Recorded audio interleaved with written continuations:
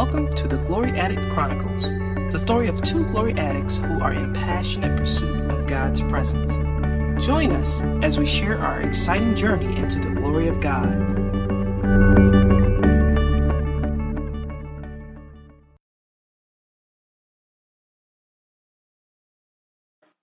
Hi, I'm Janine Brown, and I am Madeline Berry. this is Glory Addict Chronicles, episode number 11. Yay! So today, we wanted to really talk about. We wanted more like a question. So I love asking questions. That's just because I like to know what people are thinking, what's going on in here, the processes. And so I'm going to ask Madeline some questions, and she may ask me some. I don't know for sure yet. We just kind of don't plan. We come and talk to you. So you get us authentically. And so we just want to kind of talk about what we were feeling, experiencing, what was going on in our lives, individually, collectively, and just the amazingness of God and how he just moved everything online and confirmed everything and just kept us flowing together, but also grew us individually in the areas that we needed. Because Madeline's different than me, and I'm different than Madeline. We have two different personalities, but similar. And then that's how God is with all his believers.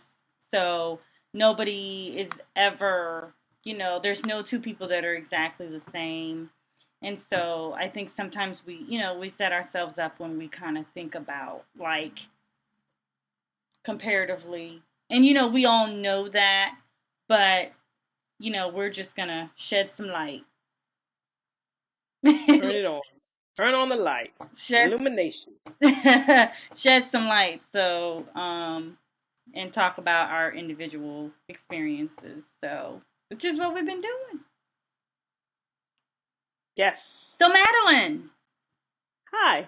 Hi. How you been? I talked to you yesterday. Did I talk to you yesterday, right?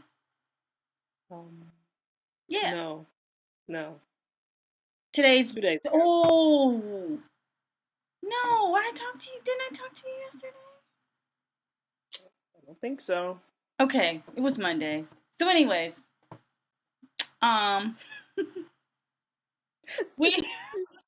we prayed like we normally do we moved our day to Monday, but I wanted to ask you a few questions because I'll just start off. Yeah, go for it. I have answers if you have questions. So it's a very big deal to move across the country. So I've learned. And this is her personality, people watching. She just kind of does stuff and then thinks it's like, everybody does that. No, everybody doesn't do that, Madeline. But anyway, so when did you realize you had to go? Like you had this vision, because when I first met her, she was talking about her vision of heaven on earth, and it was like, for me, it was. They don't know. They don't know what it is. Okay, so. Sure, I'll tell them about it.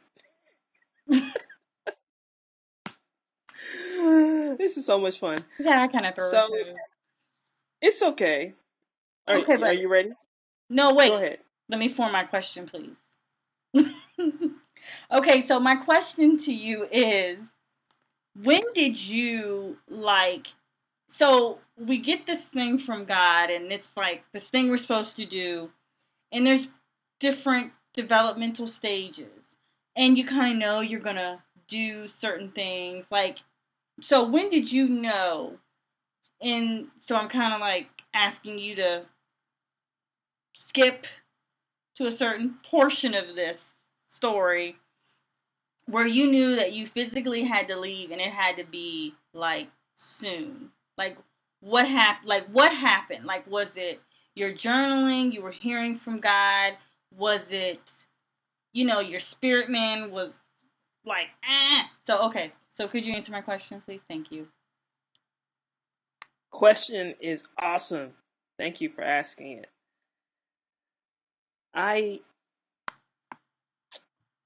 Wow. I I've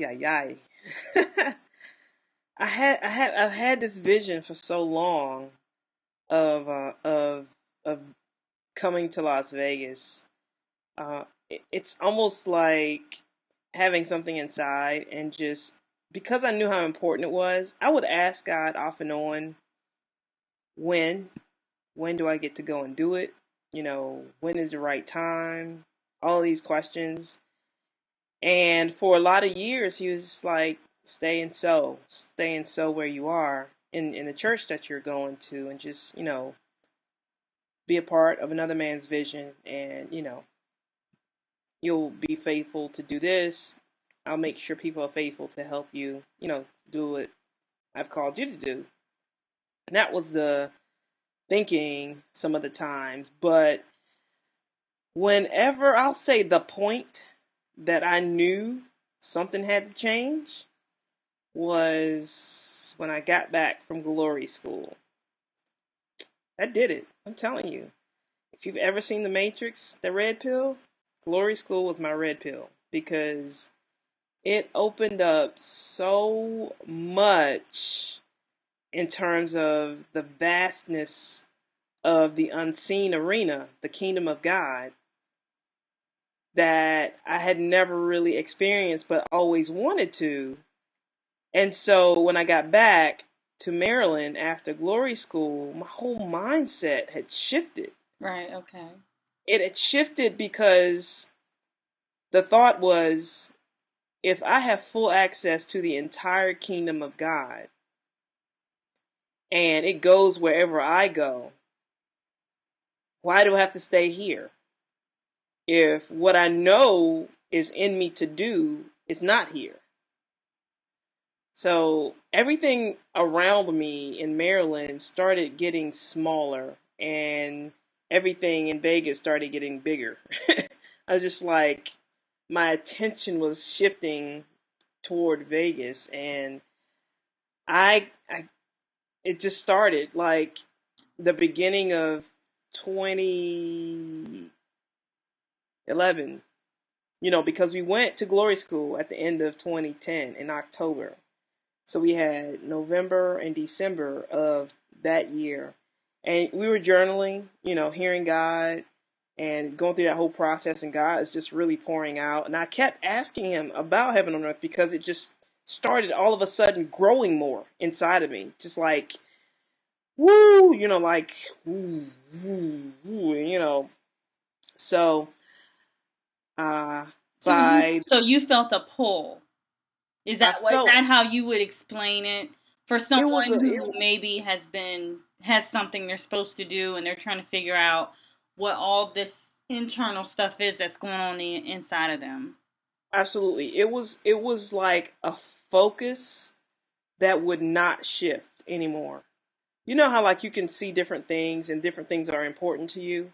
This was like front and center, and it would not go away. I couldn't shake it. I couldn't, send it back to the recesses of my mind and, get the things done. It was hard for me to stay focused on being in Maryland for, the time that I was in Maryland after I got back from Glory School. Right. Because I knew inside, I just like, it's coming soon. It's just like, whoa. So yeah, I think I knew Mhm. internally by the beginning of 2011 that it was 2011 that I was going to be there. I kind of felt like I'm not going to be in Maryland by the end of this year. I didn't know when, but I just knew something And big is going. right. Yeah. Okay. Um. So can you so when you say Glory School, when you came back, that's when you realized um that it happened. for you, like that's when you realized, okay, it has to happen soon, or it's gonna come to pass. So, um, what do you think? Like, what were you feeling when, like, you made the decision to go? Were you excited? Were you kind of anxious? Were you like, I mean, what was going on the inside of you when you decided to go? Because I mean, I know you, so, but like you have a, you had a job that you were established in. Yeah. Um, you have, like a network of friends and family and all that. So like, what was going on? Was that bigness still like big enough to blot out all the other stuff, or like what was that like? It the bigness of what was inside of me was basically consuming everything about me. So I nothing else mattered. I loved everybody, and I still do. I was like, I love y'all. I'm gonna miss y'all. I gotta go. Family wise, it was some. I didn't have most of my family up in Maryland. I did have family there, and I had Maryland, North Carolina, and family in North But your Carolina. family's on the East Coast, Yeah, families on the East Coast, definitely. right? But that it just didn't even matter anymore. I was just like, it's not like I see them all the time anyway. So, I mean, with technology now, I can see everybody whenever I want to, pretty much. Webcams and Skype and this and that. So, it's not as far as it would have been had the technology been in place. But the job thing, I just told my supervisor one day, I was like, I really feel like I'm gonna leave soon. And I hadn't even done the resignation yet. I just really was like, I gotta go. I'm sure you guys are gonna do fine without me. Life has to go on. Church wise, I just had to let people know. And I had already started that process earlier in 2011. That's what I told, I already knew. I was just like, the way things are going, I think maybe around about the middle of the year in 2011, I had already started preparing ministry leaders Mhm. to say, hey, look, you guys need to start getting some coverage for some of the stuff I'm responsible for just because of the weight of it, and that you're going to need to just keep moving when I go, because I know I'm going, but I don't know when, and I don't know how long, I don't know how long you'll have me, because I know it's time to go really soon. So it wasn't the bonds, the friendships, the everything that I had going on weren't so big that it tore my heart, because my heart was all about, God, you called me to do this. Right. And I want to see what you want to manifest out of me. I want this to be seen, Okay. this vision out of me. I need to get it out like a pregnant lady. Get it out of me. I needed to get Mhm. it out of me. Mhm. And that's why I was just like, everything else dwarfed in comparison to how big this was. And I mean, and so your arena is marketplace. So, um, I think a lot of people can, you know, what does it look like to get a vision from God in the marketplace? Like how did it happen? Like, did you have a dream? I know you said earlier about, you went to Vegas and but so tell me that. Like, what does it look Okay. like to get that Yeah, for the marketplace? absolutely. Well, the thing is, I'm an entrepreneur, and I know I've talked about that in a previous episode, because someone reminded me that I said that I would sell manna if I had it. Yeah. Anyway, so I'm an entrepreneur. And I'm always looking for the holes, because the key to entrepreneurial, or the key to being an entrepreneur, is to find a hole and fill the void, because obviously you're not the only one who sees that there's a hole. And when you fill the hole, people will come to, appreciate what you've done. Right. So with that mindset, I had gone to Las Vegas like 2005, and it was for a conference. I wasn't going because I was on vacation or anything. It was for a conference, and it's my first time going. And I stepped into the light whenever, when the lights came on in Vegas, and I fell head over heels, deeply in love with the city. Because it was like a kid at Disney. You're just looking around like, whoa, all the lights. And me, because I'm so visually stimulated because of the creative ability, the creative stuff that's going on inside of me, it just, like rockets were going off inside of me. Like, this place is awesome. And so I told myself I would come back every year to enjoy it because I love the creativity. I don't see what people see when they come to Vegas. I don't exalt what people exalt about Las Vegas. I actually say that, if they call it Sin City, I call it the Sun City, SON. Jesus lives here.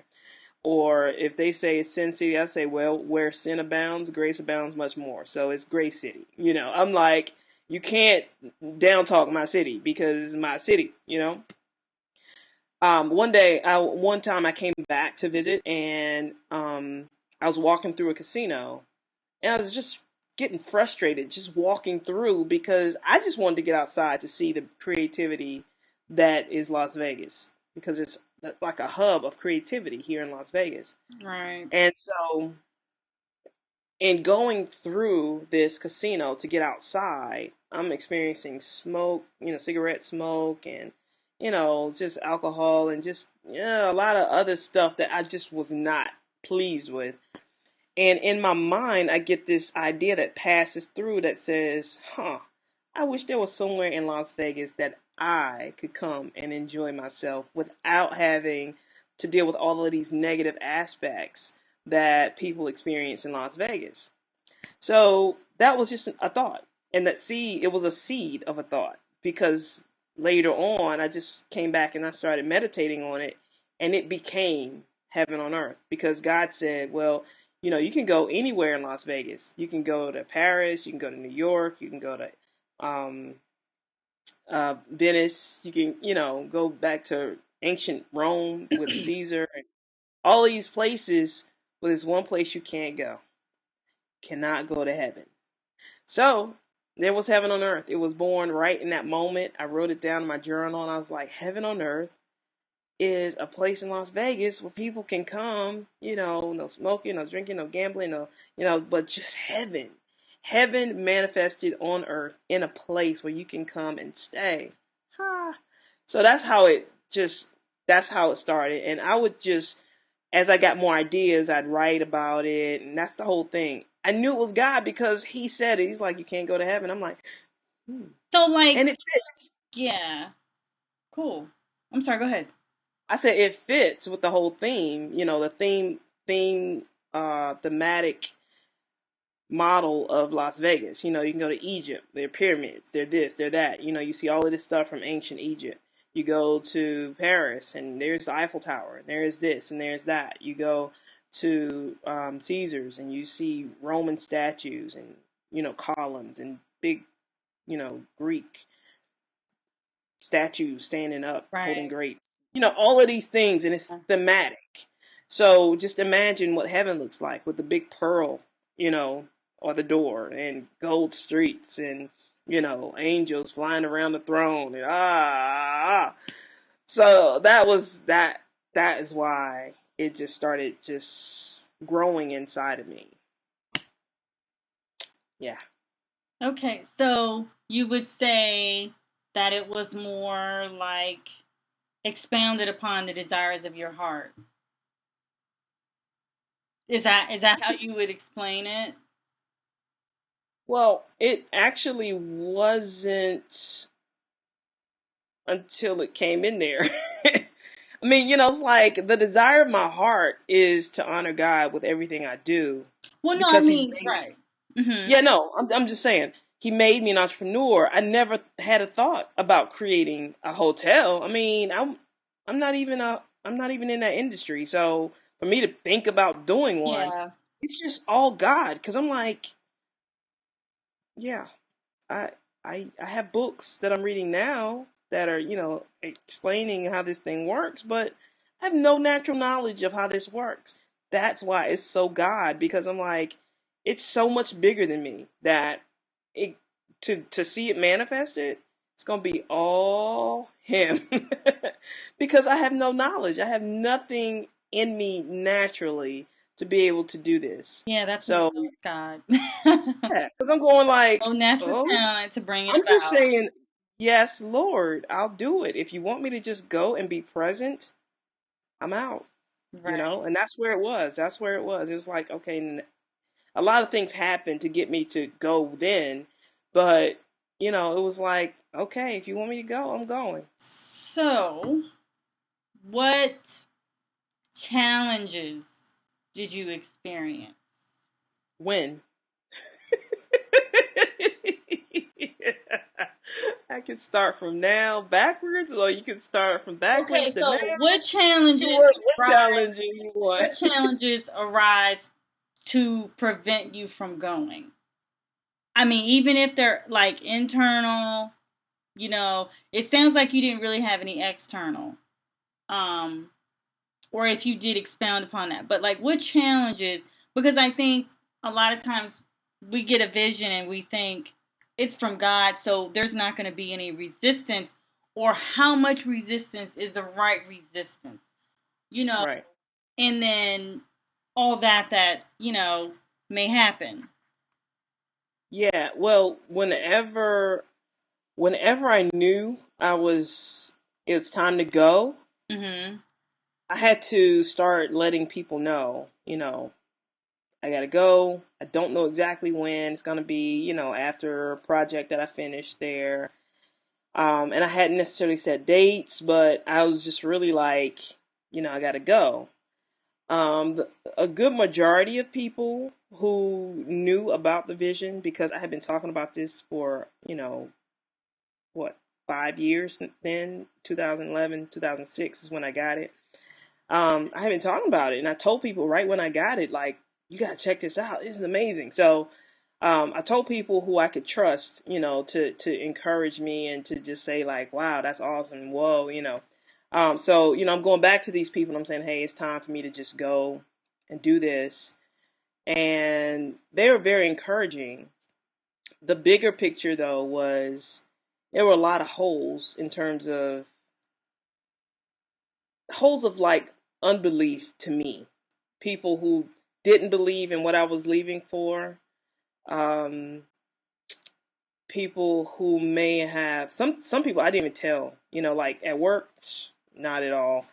Some people come up to me and ask me, and if they asked me specifically, and I knew that they could kind of vibe with me and go with me, I would tell them. Otherwise, I would just say I'm relocating, um, and they wouldn't really ask where I would be working because I really didn't have an answer for them. But Mhm. the the main thing, the main challenges were probably just the not knowing, the uncertainty, because quitting a job that's paying me almost six figures a year and packing up stuff and moving to a place where I don't have a job lined up. Um, and according to God, He hadn't released me to get a job, even though I kept looking for one. Um, Living in a home where I just was like, I just really want to help, but because I don't have a job, I was just like, I don't know, but just trusting is like was my most physical challenge, and it's not a physical challenge. It's actually physical and So and to spiritual. get there, was it trust? Was that the main like Well, like on the way, okay. the whole journey, on the journey, God was confirming every every he confirmed that I was in his order, like at every stop. I took 5 days and I drove from there to here, Maryland to Las Vegas, and I stopped off in Chicago, Salt Lake City, and Chicago, Denver, and Salt Lake City. Mhm. And the first night I stopped off in Chicago because I wanted to go to Living Word Christian Center for Bible study, and I did that. And the minister that night, he basically was talking about following your destiny and stepping out of your comfort zone, and I was like, yeah, God, just like, boom, yes, you're going. And one of the things that just really stands out to me, he said, some of you people quit your job and you're chasing the dream that God gave you. I'm looking at him like, yeah, hi, that's me. And, he was just going on, and it just really encouraged my heart. I was like, man, this is good. And so I just kept going. And when I got here to Las Vegas, just the abundance of prophetic words that I just started getting. I mean, just people pouring into my life by God, and just, yes, you are where you're supposed to be. But the trusting part was like, it's underlying, like it's always this foundation that I have to stand on, that God, you asked me to come out here and do something I don't have a clue how to do, but I trust you. And I'm willing to do whatever you want me to do. Right. It's just as simple as that. When you say go, I'll go. Where you say go, I'll go. When you say jump, I'll jump. I mean, there's nothing else that I can go back to, because this is where I'm supposed to be, and I'm okay with that. So it's a serious trust walk, living by faith daily. Because that's what he told us to do. The just shall live by faith. He said it 4 times in the Bible. So that's what I'm doing. I am living by faith because I've been declared righteous, made righteous by the blood of Jesus. So, yeah. Okay, so let's rewind a little bit. Okay. To By the say, way, we're getting close to our yeah, time. like 3 minutes Just as an or so. FYI. Yeah. Okay. So you can go ahead if I can talk fast. So that was for you. That message you just gave me. Okay, no. I didn't know what you were gonna ask me, so I was like, if it's a question, okay, I'll make it short. Okay. So if we rewind a little bit. So like what kind of challenges were you having as far as moving forward? Like Like what? I okay, mean, like just moving forward in the vision. Were there any challenges like because there was a lot of, and I mean, I went through this process with you. There's a lot of ground that we covered. So can maybe like growing pains, or what changed internally on the inside of you, or did you have a moment where you woke up and you were like, huh, okay, that's totally different, or any of those kind of things. I don't know if I'm in the same place with you or am I here, or you Well, talking back, about back rewind. there? Yes, you're here. Rewind it. How far back though? Like when we Um, started, I would or what? say after Glory School, probably like mid, like maybe like from February to June, July, like that time frame in the middle of the year. Yeah. Well, the first thing is I totally quit running, which that's actually before all the glory school and anything. I quit running like I was because I was training for a marathon, but I didn't run it because I wasn't feeling well. I was supposed to run it the day after glory school ended. I was supposed to fly to Chicago and run the marathon, but I had this crazy thing going on with me, so I couldn't do it. But that was the first thing I did to just honor God, to say, God, I honor you more than the run, and that was the first thing. It was the first sacrifice. But it was a consistent thing in terms of like where I was living. Um, I was in a situation where I needed to switch out of where I was living. I wasn't supposed to be in another lease, and I knew it. I knew I wasn't supposed to sign another year's lease, so I could not do it. So I moved out of where I lived, and you were gracious enough to rent me one of your rooms in your house. Um, and then, just dealing with, you know, not being with my family anymore because that's where I was living. My dad, my brother, my sister-in-law, and just dealing with the interaction and still having my busy schedule as usual, church-wise, work-wise, life-wise. Still trying to squeeze a workout in every now and then. After Glory School, though, is when I actually moved, like, beginning of that year. And so I think the major challenge was probably just dealing with adjusting my mindset, because I still didn't know early on, like until it was probably around maybe June or July when I really started digging in and saying, God, what am I supposed to be doing? And getting serious with it. So, hey, why don't we stop it here and we Okay. can pick it up on the next episode, and we'll just continue with your awesome questions. Okay. You heard it from Madeline. We'll see you soon. Episode 12 coming up. 12 is significant. Coming at 11, Sure. 12. 11, 12. Let me let you guys in. Something about those two numbers. Something about those two numbers. Just don't ever think that nothing's wrong with it. 11, 12. Let me let you guys in on the secret. The inside joke of this is that it's her birthday. 11, 12. I hear this all the time. So. Best two numbers. What do you do? I get a birthday every month this year on the 11th. That's hot. What? Every month this year on the 11th, I get a birthday. So this month. So you're going to take the last two dates of a date. Yes, it's going to be my birthday. You better know it. If there's 11, 12 in a day, I'm celebrating me. So on 7-Eleven, when it was 7-Eleven day, it was their birthday.